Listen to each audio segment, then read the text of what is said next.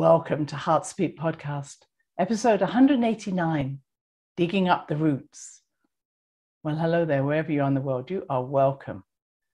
I've just come back from a wonderful trip to South Dakota. I don't know how many of you have been there, but I was constantly amazed by how many amazing sights were there, from the Badlands, which really like deep canyons, to the Black Mountains, which really aren't black. It was only because of the ponderosa pine trees. And you wind up into the heights of these wonderful mountains, and then going down into the caves, the Jewel Cave or the Wind Cave, seeing calcite and other wonderful stones that are hidden there. And then getting the chance to go into Wyoming and seeing the Devil's Tower, which I'd only ever seen in pictures. And you, like me, may have seen Close Encounters of the Third Kind. And there was the tower that was drawn over and over again by those who knew there were ETs coming and star beings coming. It was wonderful to be able to walk around that and feel its presence. And this was an old volcanic plug. In other words, the volcano hadn't exploded, it had stopped. And so this plug of energy was still there, and you could feel the energy from Mother Earth's kiss. And here, the earth around it had all dissolved away. But when we went to Bear Butte, which is in South Dakota, there the earth hadn't eroded away, and the native people saw this as a really sacred site, as I could feel when I was there. There's so much in our geology, so much of our world is alive and waiting for us to meet it. And it certainly felt, I think, when I was on Bear Butte, that this was a place of meeting our star people. And the star people, the message I received was that they're here to help us. We have to call them in, and it's no different than calling in your guides. The only thing I would suggest is not to say, I want to see you, I want to know your name. Introduce yourself if you're sitting in your own home or in your backyard or garden, or going to somewhere and saying, hello, I'm Christine. Don't say that, say your own name. And who are you? And I always call myself a curious wayfinder. And tell them that you would love to meet them. You may just feel their presence. You may just feel their sense. Maybe you get tingling, or your hair stands on end, or you may get images.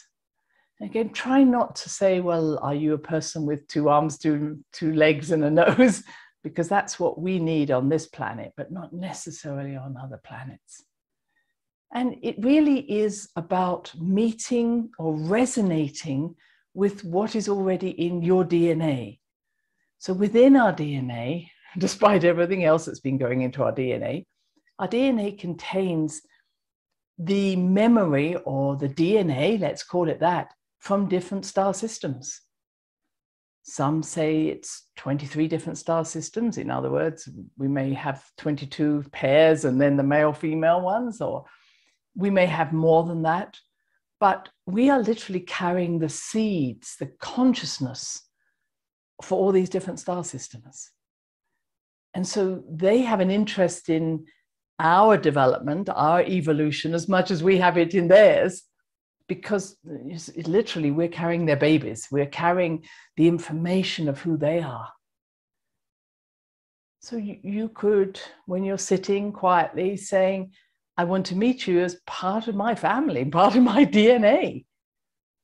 And how can I work with you to evolve not just myself, but to evolve my star family, because we're all moving together, we're all evolving. And I felt that Bear Butte, especially in the ridges that ran along the top of Bear Butte, certainly were places where the American Indians had come to sit and communicate with their star beings. And what only gets in the way for us is when we say, appear to me, give me your name, and then we limit it. So you can ask questions, but your questions may be given answers that are not necessarily just direct. It may just be, you may get an image, you may get words, you may get a hum, you may get nothing, you may just get a hug. This is a really good time to just call in the star people who are your family, just like any family, and saying, hey, not only do I need your help, but show me the way so that I can be a proper member of your family. So I can really remember my roots, so I can really come home. And this is something that's going to be happening over and over again over these next few months, especially. This homecoming, this desire to get right down to who am I? And obviously there's a lot going on that's encouraging us only to look at the surface. This person, black, white, Christian, Jewish, male, female, that's relatively superficial. And the more focus that we are offered or made to think about is really keeping us away from, no, I'm all of those things. I'm wearing that costume, but it's not who I am. I am more than that. I am a universal being. And I have within my DNA many different dimensional beings' DNA. In other words, it's not just one world or one universe. I have within me all of these different facets, these different parts of my nature that appear as Christine and was appear as you. And they're all being present or presented now. And as we move on and we move Jupiter moving into Aries, it is an exciting time. All the dreams that we've had in the last few months or ideas we have, they're being given the chance to actually manifest now. So if you want to see Pisces as the 12th sign or the end of the zodiac cycle, Aries is the beginning. So I kind of saw it like jumping off a cliff and landing on a road and off you go. Now you're the little boy or the little hero boy. And I always see it as a boy, you can be a girl, but it's like, okay, I'm leaving home and I'm going to be the hero. So Aries is all about finding yourself. Who am I? And it's just the discovery that I'm talking about. But it's as if maybe this time between where Jupiter has fallen out of Pisces and in the end of Pisces and coming into the beginning of Aries is maybe what it was like when you first entered this earth. You came from this amazing space of unlimitedness, and now you're boom into this body and you're going, who am I? What am I? Why am I here? Maybe you're still asking those questions many years on. But this is a time of bringing all that you knew from this unlimited space into this now. And so I'm making it slightly easier. If you've thought you're going to do something, do it now. Start now. And Jupiter will continue in Aries until October, and then it will go back into Pisces and then go back into Aries again in December. And I want to introduce my new course, my 7-week course that I'm running with Shift Network, which is my body, your body, yourself, your intuition. My body, myself, my intuition. So if you're interested, it covers all those subjects, and I invite you to join me. Please go to theshiftnetwork.com and you'll see that there. Or you can go to my website, and I've added a link there to the calendar. It will also be on Facebook. But it felt really important that I've been talking about doing this course. I've been preparing for it, and now it's starting next week on the 17th. And it felt like this, taking an idea and setting it off. So are you doing something similar? Is something happening in your life that you're just being given life to? It's hard work. You're now starting the hard work after thinking about it, but it's worth it. And if you want to understand Jupiter being in Aries, you can go back to 2010, 2011 and ask yourself, what was my energy like then? Did I start something new then? What was happening for me in 2010, 2011? Because Jupiter stays in a sign about a year. And in 2010, for me, I was very busy talking about 2012. And 2012, because I had written the book, 2012 and The Great Mother, I was really talking about what I could see beyond 2012. And it was a very exciting time for me. So what happened to you in 2010, 2011? Because there's a repeat happening now. So, get all your gear together and be ready to make a move, because this is an exciting time. Now, I've got to say that with Jupiter in Aries, you've also got the potential of a more warlike energy. And I think I spoke about this before. Jupiter in Aries is, hey, let's go off to war, which we've already done. But I would say just be careful somewhat of Jupiter's rather manic energy as well, of being terribly enthusiastic, but not always thinking about what it's going to do first. So there could be more outreach of starting something big to move for us collectively. The other thing that's happening is Mercury is going backwards, as it does often, for 3 weeks. So it's going back in Gemini, which is where Mercury is most comfortable. I've got Mercury in Gemini, chat, chat, chat. It'll go back into Taurus, where it's about talking about the body, talking about the land, talking about, listening to your body, which is very much part of my course, because I really, as you know, see the body as our greatest friend with great wisdom. And that what I've noticed is how little we listen to the body. We can override our body. We're more likely to listen to our emotions than when we are our body.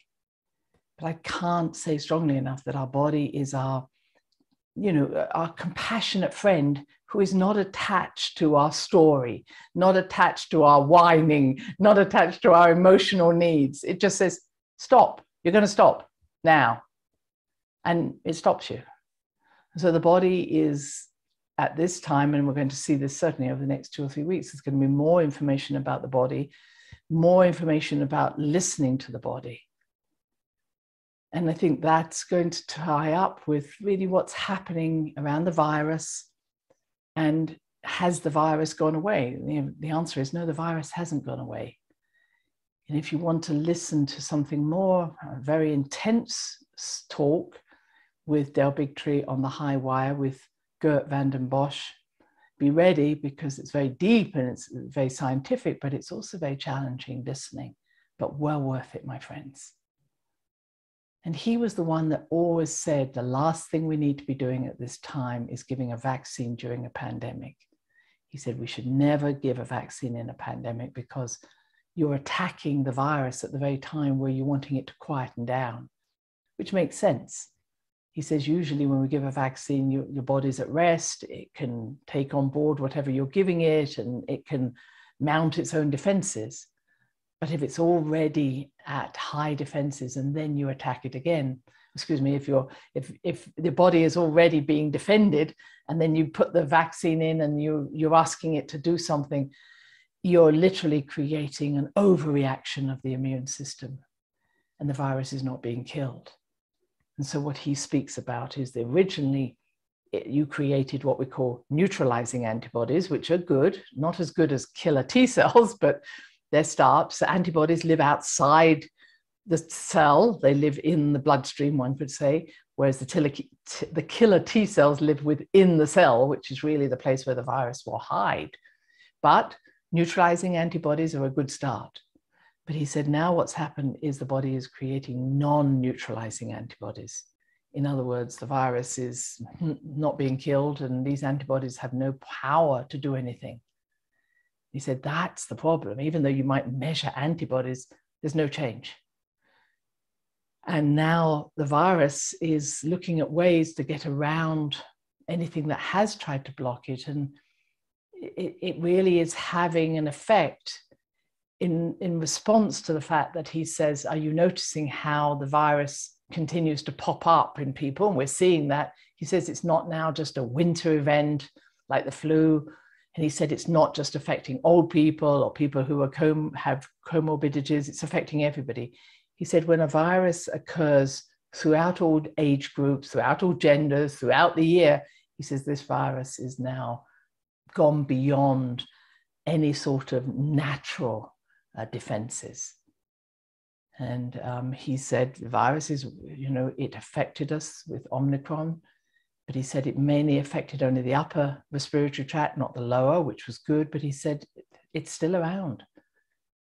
So what he suggests, and I think we all keep suggesting, is don't let your defenses down in terms of how you take care of your immune system. The immune system still needs the vitamin D, it still needs the zinc, it still needs the quercetin, it needs the vitamin B if you need it, vitamin C. and whatever else you can take, which is alongside exercise, sunlight, not feeling helpless, doing something, not like getting lost in any fear to keep the motion going. And who knows what's going to happen in the summer months. But it feels as if when I was thinking about what I was going to say, we're not getting to the root of the problem. We're still just surfing the surface. And if we want to say that a virus is information, again, taking it away from some devil being to saying, okay, this is a piece of information which is getting wiser and wiser because of the way we've treated it. And that wisdom increase is unfortunately also linked to how AI works. AI now can think outside the box, can think around the problem. This virus is thinking around the problem. And what we need to do is think around the problem as well. And so what's happening if we think about viruses being information, we're seeing is that the information that's coming to us is being filtered or blocked, but it's not getting to the root of the problem. It's not getting down to, we could say, where did the virus originally come from? What is the source of this information? We have to understand that just chopping off the heads of the Hydra isn't going to work. We need to ask ourselves, what is the information that this virus is trying to bring to us in a positive way? And yes, there's an increase in cosmic energy coming into the planet. In other words, universal energy, but that's, you could just say, more information that allows us to know who we are, but at the same time, it shines a light on who we are. So this is also shining a light on, yay, I'm a star being, and yay, I have some very dark energy inside me, as you do, as everybody does. And this is a time to really dig deep and say, what is the cause? What is the deep cause of my persona? Why do I do what I do? Rather than just trying to, as I say, chop off the heads of the Hydra, what is driving me? And even if we start to say nice things like, oh, I want to be in service, I want to do positive to the world, why? Is it because you believe there's negative in the world? Is it because you believe that only being in service is valuable? These are some of the difficult questions. And the reason I'm focusing on that is we have this lunar eclipse on the 15th, 16th of this month, and it's in Scorpio. And Scorpio loves digging up the dirt. And a lunar eclipse is about shining a light in the darkness or throwing things to the surface so we can see what's going on. And an eclipse doesn't just last a few days or an hour or however long. It lasts for 6 months at least. So what we have is this lunar eclipse in Scorpio. We had that solar eclipse in Taurus. This is what we call the nodal axis. And we're being shown not the surface problems, but how to look deep inside. What is the root cause of this issue? The root cause of so much is that we don't trust each other, that we've been forced to believe in polarization, that we don't trust ourselves, we don't like ourselves. I'm just giving you some suggestions, that we believe that we are not good enough to go to the kingdom of heaven. It's not enough to just talk about fear or distrust. It's like, where did that come from? Part of that is in our heritage that may be far beyond the familial. You can't look back into your ancestors and go, aha, there it is. Although I always encourage you to look back at least 3 generations if you can. What makes us who we are? What makes me who I am? I can look at your astrology chart and I go, I can see what's going on. But that's really just giving me an outline of who you are. Until we are brave enough to not just tell a story and say, oh, it's because my mother didn't love me or this didn't happen. Why did I need to create that scenario, this life, in order to know myself. Because I created that mother who didn't love me, etc. I created that poverty. And I created that astrology chart to make sure that I really dug deep. Maybe our mother not loving us helped us to love ourselves. Maybe our mother not loving us helped us to love our children more. We've got to stop looking outside for the answers. And we've got to be honest with ourselves. Why would I choose this life? Why would I choose those family? What have I grown? How am I growing because of this? And we have few examples or role models amongst our leaders of accountability, of self-reflection. There's never been a time where people have pointed fingers at everybody else. But hey, that's their story. I don't have to get engaged in that. Scorpio is taking us deep. It will throw to the surface the corruptions, the secrets, the awful things that are happening to children, to women, to men, the trafficking that are just being brushed aside because of the corruption that's on the surface. There is so much that would break most of our hearts, and yet it's just being brought up and swept apart. I think that now's a time for any of us who have compassion for human beings. It's time for us to say no more. Sending love and light is not enough. It's time to look someone in the eye and say no more. This has to stop. And there are many brave people stepping up, but are being cancelled or sent to court or whatever they're doing because they can see through their very intuitive eyes, it's just through their heart, that something is wrong. I pray that this next 6 months, there will be less just talking about something and more action. And first, it starts with me. It starts with me being honest with what's happening in me. That if I get triggered, what's being triggered? Not just have an outburst or blame someone else or go into some sort of drama. And nor to even talk about, well, I have an issue with this. It's not about having an issue. It's about integrating that issue into my heart, owning that part of myself. And I recognized recently just how much I have a tendency, which I know some of you may have, to use my intuition to feel into other people's energy. I have to be very mindful of, I have to say, not spending too much time with lots of people because it is hard for me to always shut down. And I choose the people I want to be around.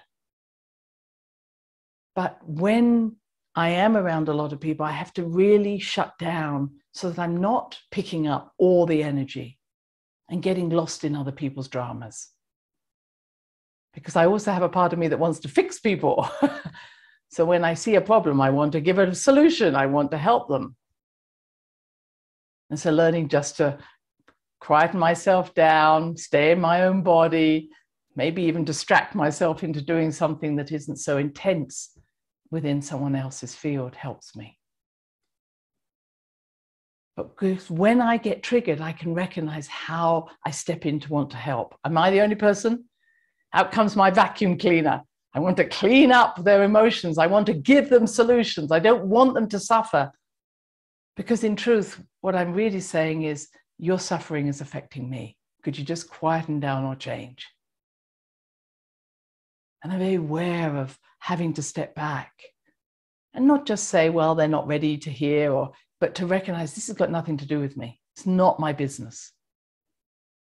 And that sometimes, and you may recognize this in your life, we can get caught up in someone else's drama, but the drama is a long way from the roots. It's like, as I say, these heads of the Hydra, making a lot of noise, but they're far away from what the problem is. And I watch lots of people have dramas in order to stay away from the source of the problem, to blame other people, to scream, to shout, but they don't want to get down to the core of why did I create this? Or even, why is this affecting me? And I can see how easy it is to just keep wanting to talk to one of the heads and avoid wanting to get in touch with the roots.